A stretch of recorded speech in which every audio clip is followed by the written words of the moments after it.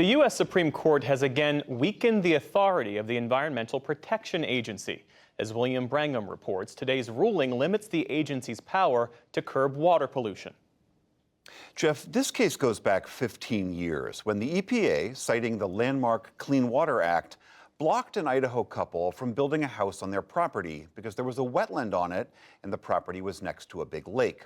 All 9 justices agreed the EPA didn't have the authority to regulate these homeowners' property, but there was stark disagreement over how to determine when a body of water can and should be protected.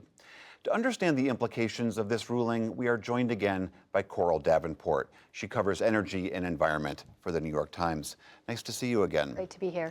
So this was a unanimous ruling by the court that in this Idaho case, the EPA had overstepped, but the majority went much farther and went really a much deeper cut into the EPA's authority. What did they rule? Essentially, they said that the EPA, which until yesterday had the authority to regulate most of the wetlands in the United States, to protect the wetlands and to punish anyone who had polluted them, sharply limited or sharply reduced the amount of wetlands that would be subject to federal protection. It said in order for a wetland to be subject to any kind of federal protection regulation, it has to directly join up to or be connected to a larger body of water.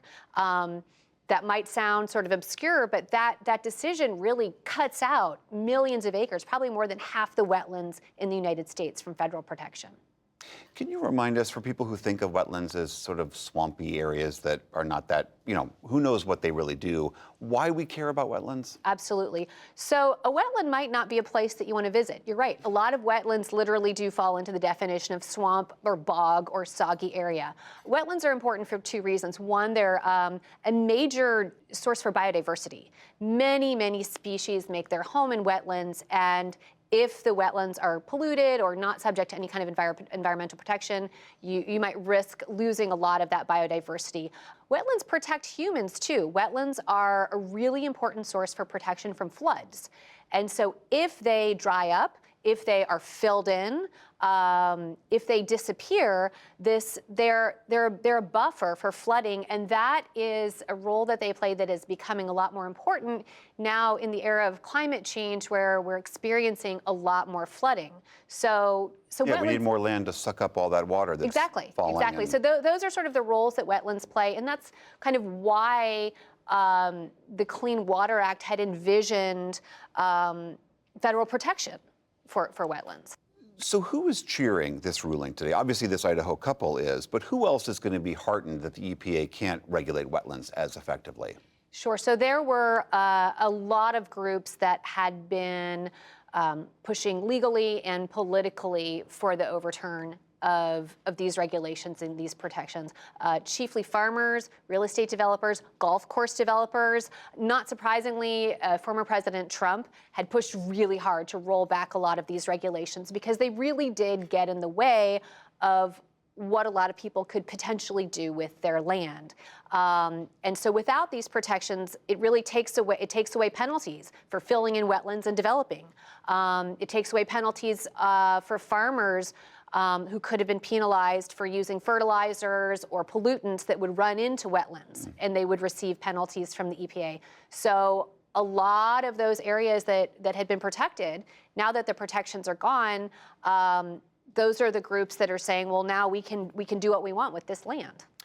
President Biden today, in a statement that was very critical of this ruling, said that he's going to try to redouble efforts to get states, localities, and tribes to step up their enforcement of water protections. How likely is that to make a difference to sort of step into this breach?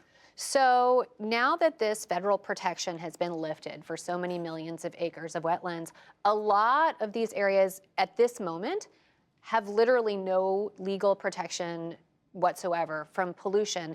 It absolutely is possible that states could step in and write new state laws or rules to protect the wetlands. But in fact, more than 20 states already have statutes in place that say the state rules cannot be more stringent than the federal rules.